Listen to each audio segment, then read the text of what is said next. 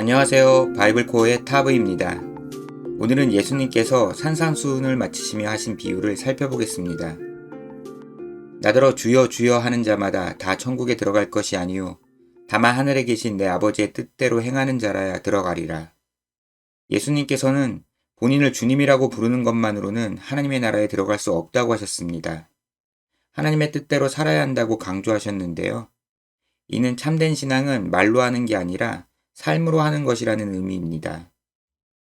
그날에 많은 사람이 나더러 이르되 주여 주여 우리가 주의 이름으로 선지자 노릇하며 주의 이름으로 귀신을 쫓아내며 주의 이름으로 많은 권능을 행하지 아니하였나이까 하리니 마지막 날에 자신이 예언했고 귀신을 쫓아냈고 이적을 행했다는 사람들이 있을 것이라고 하셨습니다. 그들은 주의 이름으로 그 일을 했다고 하니 신앙인들이 분명합니다. 그때 내가 그들에게 밝히 말하되 내가 너희를 도무지 알지 못하니 불법을 행하는 자들아 내게서 떠나가라 하리라. 그러나 예수님께서는 그들이 불법을 행했다고 받아들이지 않겠다고 하셨습니다. 여기에서 불법을 행한다는 법을 지키지 않았다는 의미로 받아들여집니다. 그런데 요한일서 3장 4절을 보면 죄와 불법을 구분해서 사용합니다. 고린도후서 6장 14절에는 불법이 의와 반대되는 개념으로 언급되었습니다. 신약 성경에 쓰인 불법이라는 용어는 위법을 가리키기도 하지만 위법보다 넓은 개념으로 법이 없는 무법 상태를 의미합니다. 따라서 불법을 행하는 자는 율법 없이 자기 마음대로 살아가는 사람을 가리킵니다. 그러므로 누구든지 나의 이 말을 듣고 행하는 자는 그 집을 반석 위에 지은 지혜로운 사람 같으리니 예수님께서는 여태까지 말씀하신 상상수훈의 가르침을 듣고 행하는 사람은 집을 반석 위에 지은 것처럼 지혜로운 사람이라고 말씀하셨습니다.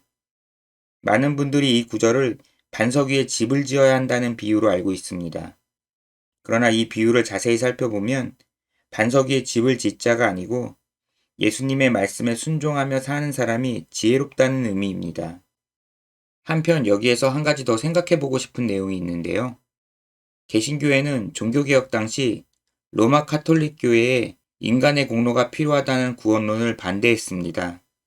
그래서 신앙의 선배들은 행위에 의한 구원이 아닌 믿음에 의한 구원을 강조했습니다. 그러다 보니 개신교회에는 성경 곳곳에 있는 행함이라는 용어와 개념이 등한시되는 경우도 있습니다. 사도 바울은 로마서와 갈라디아서에서 율법의 행위와 믿음을 구분하였는데요.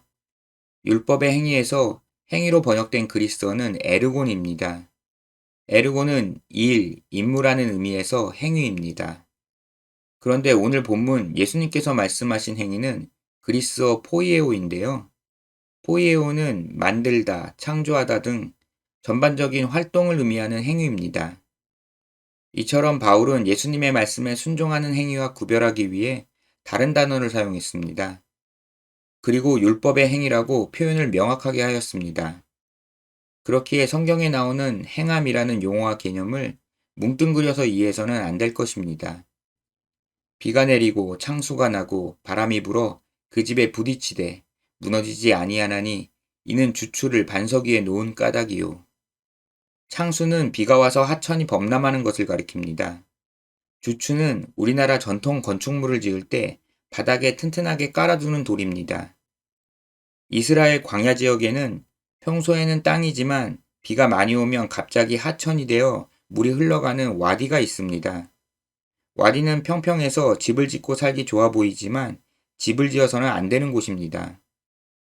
나의 이 말을 듣고 행하지 아니하는 자는 그 집을 모래 위에 지은 어리석은 사람 같으리니 예수님의 말씀을 듣고도 순종하며 살지 않는 사람은 와디 위에 집을 지은 것처럼 어리석습니다.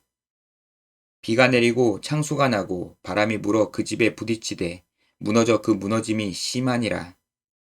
와디 위에 집을 지어 놓으면 결국 때가 되면 낭패를 겪게 될 것입니다. 이 비유는 이사야 28장의 예언을 말씀하신 것입니다.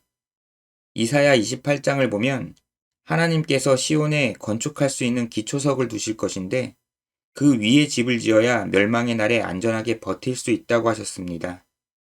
이 예언에 따라 우리가 집을 지어야 할 기초석이 바로 예수님의 말씀에 순종하는 것이라고 설명해 주신 것입니다.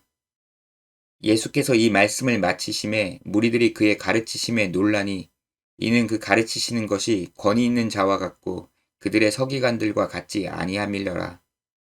여기까지 예수님께서 산상수훈을 마치시자 사람들은 그 가르치심이 예사롭지 않음을 느꼈습니다. 우리도 예수님의 가르침을 자세히 살펴보고 순종하는 삶을 살아야 마지막 때가 와도 두려움 없이 견딜 수 있을 것입니다.